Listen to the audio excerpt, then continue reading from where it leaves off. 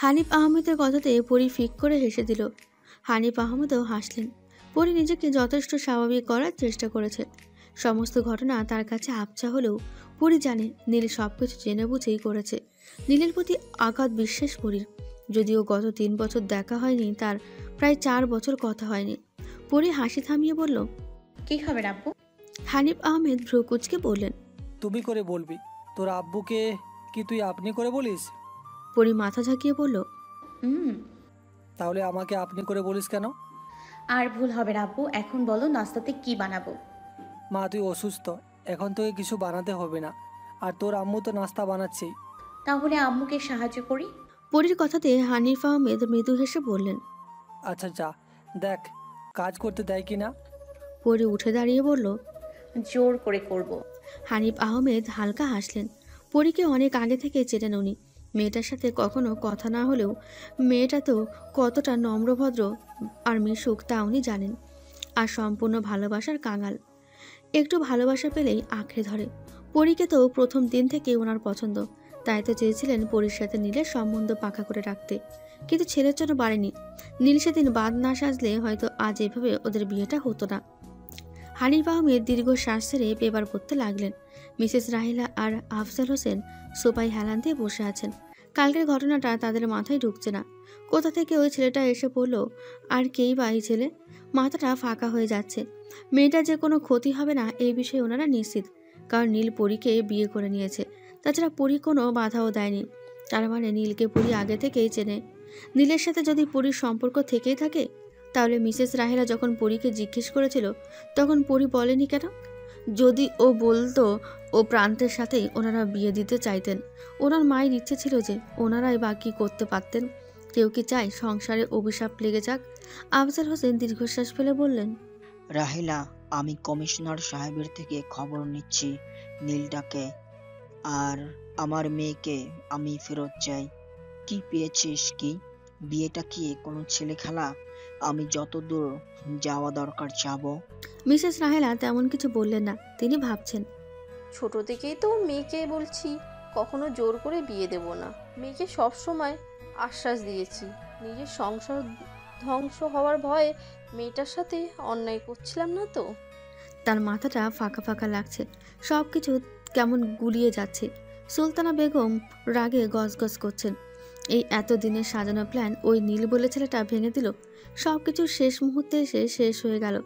সেটা বিয়ের খরচ বাবদ 15 লাখ টাকার চেক ধরিয়ে দিয়ে পরীকে বিয়ে করে নিল, আর উনি সেটা চুপচাপ দেখে নিলেন।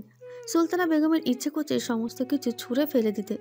ওপর থেকে নেমে ভাইয়ের পাশে বসলেন। আফজাল হোসেন এক পলক চেয়ে আবার ভাবনাতে বিভোর হলেন। সুলতানা বেগম রাগ মিশ্রিত কণ্ঠে বললেন, দেখ আফজাল, তোর মেয়েটা সবার সামনে আমাদের নাক কেটে দিল। আমার প্রান্তের কোনো দোষ আছে বল? আমার বাড়িতে কি ভালো থাকতো না? আমার 3 ছেলে, মেয়ের পর প্রান্ত সবার আদরেরও। পরি কি আমার বাসাতে আদর পেত না? কিন্তু তা না করে ওই ছেলেটার সাথে পালিয়ে গেল। আফজাল হোসেন বোনের কথাতে খানিকটা বিরক্ত হলেন। আর যাই হোক না কেন, তার মেয়ে পালিয়ে যায়নি। যদিও পরি বিয়েতে বাধা দেয়নি, কিন্তু এতে বলা যায় না পরি পালিয়ে গেছে। ছেলে তো সবার মাথায় বন্দুক ঠেকিয়ে তারপর বিয়ে করেছে। আফজাল হোসেন ধীর কণ্ঠে বললেন, দেখ আপা, পরি পালিয়ে যায়নি। সুলতানা বেগম কথাটা শুনে খুব বেশি খুশি হতে পারলেন না। তিনি বললেন, তা পরীকে কবে ফিরিয়ে আনবি? বিয়েটা তো দিতে হবে, তাই না? সুলতানা বেগমের কথায় মিসেস রাহেলা রেগে গেলেন। নিজের রাগকে যথাসম্ভব নিয়ন্ত্রিত করে বললেন, আপা, এটা কি ধরনের কথা? পরীর তো বিয়ে হয়ে গেছে, এখন সামনে কি হবে তা চিন্তা। তারপর না প্রান্তের সাথে বিয়ে। তাছাড়া পরীর খবরটাও তো পেতে হবে। মেয়েটার কি হলো, কেমন আছে, কিছুই তো জানি না আমরা। আর কেই বা ছেলেটার বাসা কোথায়, পরীর সাথে কিসের সম্পর্ক, সমস্তটা তো জানতে হবে নাকি? মিসেস রাহিলার কথাতে সুলতানা বেগম ভড়কে গেলেন। তিনি হালকা রাগী কণ্ঠে বললেন, দেখো, এত শত বুঝি না। মায়ের ইচ্ছে ছিল তাই এত জোরাজোরি। আমি চাই না সংসারে ক্ষতি হোক। মিসেস রাহিলা চুপ করে রইলেন। এই মুহূর্তে মেয়েটাকে খুঁজে পাওয়া জরুরি। সংসার নিয়ে মাথা ব্যথা করতে চাচ্ছেন না উনি। ওনার তো মনে হচ্ছে মেয়ের মতামতের বিরুদ্ধে গিয়ে বিয়ে দিতে যাওয়াটাই ঠিক হয়নি। আফজাল হোসেন নিজের ভাবনাতে মশগুল। তিনি সমস্ত কিছু মেলাতে লাগলেন। সুলতানা বেগম আর কিছু বললেন না। তিনি নিজের বাড়ির দিকে পা বাড়ালেন। কমিশনারকে বার কয়েকবার ফোন করেছেন আফজাল হোসেন, কিন্তু কমিশনারের ফোন বন্ধ বলছে। উপায় না পেয়ে কমিশনারের অফিসে ফোন করেন। একজন কর্মকর্তা জানান কমিশনার জরুরি মিটিংয়ে ব্যস্ত। আফজাল হোসেন পরিবার নিয়ে পরীর নানু বাসাতে চলে আসে। ওইখানে থাকলে কিছুক্ষণ পর পর লোকজন এসে জিজ্ঞেস করছে নানান কথা। এই পরিস্থিতিতে উনি উত্তর দিতে দিতে ক্লান্ত, তাই বাধ্য হয়ে পরীর নানুর বাসাতে চলে আসেন। সকাল গড়িয়ে দুপুর হয়ে যাচ্ছে। পরী রান্নাঘরের আশেপাশে ঘুরঘুর করছে। মিসেস রেজিনা কিছুতেই কাজ করতে দিচ্ছেন না। এই মানুষগুলোকে ঘিরে পরীর অনেক স্বপ্ন ছিল। একটা সময় তো ভেবে নিয়েছিল নীল তার হবে না, কিন্তু কি হয়ে গেল? বারবার সমস্যাটা গুলিয়ে যাচ্ছে। সবার সাথে খানিকটা স্বাভাবিক হলেও নীলের সাথে হয়ে ওঠেনি। আজ যে বিকেলে অনেক গেস্ট আসবেন। পরী রান্নাঘরে আসতেই মিসেস রেজিনা আর চোখে পরীকে দেখে নিলেন। তারপর কঠোর স্বরে বললেন, কি হয়েছে পরি, আবার কেন এসেছিস? পরী কাচুমাচু করে উত্তর দিলেন, আম্মু বিকেলে তো গেস্ট আসবে, তাহলে স্ন্যাক্সটা আমাকে বানাতে দিও। মিসেস রোজিনা সোজা সাপটা বারণ করে দিলেন। পরী এসে মন খারাপ করে সোফাতে বসে রইল। নীল মাত্রই বাইরে থেকে বাসাতে ঢুকলো। সকালে নাস্তা করে বন্ধুদের সাথে দেখা করতে গিয়েছিল। পরীকে সোফার এক কোণে মন খারাপ করে বসে থাকতে দেখে নীল ভ্রু কুচকাল। ঘেমে একাকার হয়ে গেছে নীল। শার্টের দুটো বোতাম খুলে বলল, পরি মন খারাপ কেন? পরী নীলের কণ্ঠ শুনতে পেয়ে নিজেকে সামলে নিয়ে দাঁড়ালো। মাথা নিচু করে বলল, না তেমন কিছু না। নীল সন্দিহান চোখে তাকিয়ে রইল। মিসেস রোজিনা টেবিল গোছাতে গোছাতে বললেন, মেয়ের অভিমান হয়েছে? কেন? মিসেস রোজিনা পরীর কাছে এসে মাথায় হাত বুলিয়ে বললেন, পরিমা, তুই অসুস্থ আছিস, এখন রান্নাঘরে কাজ করলে আরো অসুস্থ হয়ে যাবি। পরী অপরাধীর মতো চেয়ে বলল, কিন্তু আম্মু। মিসেস রোজিনা শুনতে নারাজ। তিনি বারণ করে রান্নাঘরের দিকে পা বাড়ালেন। পরী চুপচাপ দাঁড়িয়ে রইল। নীল কিছুক্ষণ পরীর দিকে চেয়ে থেকে মৃদু হাসলো। তারপর বলল, পরি আমি আম্মুকে বলছি, তুই মন খারাপ করো না। পরী এক পলক নীলের দিকে চেয়ে চোখ ফিরে নিল। নীল রান্নাঘরে যেতেই পরী মলিন হাসলো। সব কিছু কেমন স্বপ্নের মতো মনে হচ্ছে। আচ্ছা, স্বপ্ন ভেঙে গেলেই কি সব মিথ্যে হয়ে যাবে? হঠাৎ করে পরীর বাবা মায়ের কথা মনে পড়ে গেল। ইস, আব্বু আম্মু খুব রেগে আছে না? কিন্তু পরী তো প্রান্তকে বিয়ে করতে চায়নি। তাহলে ও কেন জোর করে বিয়ে দিতে চায়? পরীর চোখ থেকে এক ফোঁটা পানি গড়িয়ে পড়ল। আম্মু আব্বুকে খুব ভালোবাসেও, কখনো চায়নি ওদের কষ্ট দিতে। এই মুহূর্তে উচিত অনুচিত কিছুই বুঝতে পারছে না। নিজেকে সবার সাথে মানিয়ে নেওয়াটাই উত্তম। নীলকে কিচেন থেকে ফিরতে দেখে পরী চোখের পানি আড়াল করে নিল। নীল এক পলক পরীর দিকে চেয়ে থেকে বলল, পরি হাফসার রুমের পাশের রুমটা তোমার, তুমি রুমে গিয়ে গোসল করে নাও। আর আম্মু রাজি হয়েছে। পরী নীরবে কৃতজ্ঞ জানিয়ে মাথা ঝাঁকিয়ে সম্মতি জানালো। তারপর ওপরে উঠে গেল। নীল পরীর যাওয়ার দিকে তাকিয়ে থেকে মলিন হাসল। নীল জানে পরী ওকে ভালোবাসে, তবুও ওর সময়ের প্রয়োজন। একই ঘরে থাকাটা পরীর কাছে অস্বস্তিকর হবে। নীল নিজের মনে বলতে লাগলো, নিজের বিয়ে করা বউকে নিজের থেকে আলাদা রাখতে হচ্ছে। উফ, শ্বশুরমশাই খুব তাড়াতাড়ি আপনাদের বোঝাতে হবে দেখছি। আর ফুপি শাশুড়ি, আপনি তৈরি থাকুন, জামাই রাজা আসছে খুব তাড়াতাড়ি। এইটুকু বলে নীল বাঁকা হাসলো, যার অর্থ কেউ জানে না। দুপুরের শেষ সময় অনেক ছাদে দাঁড়িয়ে আছে। এই গ্রামীণ পরিবেশটা তার বেশ মনে ধরেছে। যদিও এই পুরো বাড়িটায় আধুনিকতায় ভরপুর, আশেপাশেও বেশ আধুনিকতা রয়েছে। দীর্ঘ 17 বছর লন্ডনে ছিল কিনা। সেই 8 বছর বয়সে বাবা মায়ের হাত ধরে নিজ দেশ ছেড়ে লন্ডনে পাড়ি দিয়েছে। গত 17 বছরে পৃথিবীর বহু দেশে ঘুরলেও নিজ জন্মভূমিতে আসা হয়নি। বাবা মা ভালোবেসে বিয়ে করেছিল বলে দাদা তাদের মেনে নেয়নি, ত্যায্য পুত্র করেছিল।